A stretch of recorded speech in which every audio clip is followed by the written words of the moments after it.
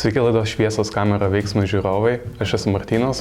Aš esu Rytis ir šiandien mes pažiūrėjom filmą 555 Interstellar. Šis filmas yra sukurtas Toei Animation pagal Daft Punk grupės albumą Discovery. Filmo pagrindiniai veikėjai yra 4 ateiviai. Jie savo planetoje groja savo muzikos grupėje. Ir per vieną koncertą jis pagrobė muzikos prodiuseris iš Žemės. Jis jos parsigamenęs paverčia į žmonės ir naudojasi jais, kad gautų apdovanojimų. Šis prodiuseris iš Žemės ir yra pagrindinis šio filmo blogietis. Jo vardas Earlas de Darkwoodas. Jis yra pusiau nemirtingas, jo tikslas yra surinkti auksinius diskus ir užvaldyti taip visatą. Kas man patiko labiausiai šitam filme?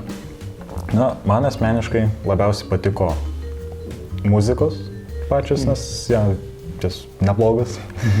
Ir labai patiko tų ateivių erdvėlaivio dizainas. Kas tau? Man labiausiai gal patiko pati idėja, kad jis buvo padarytas pagal albumo muziką ir kad net buvo suanimuotas, kad atitiktų ritmą dainų. Ir taip, vos ne galėjau kitaip pasiklausyti tų dainų.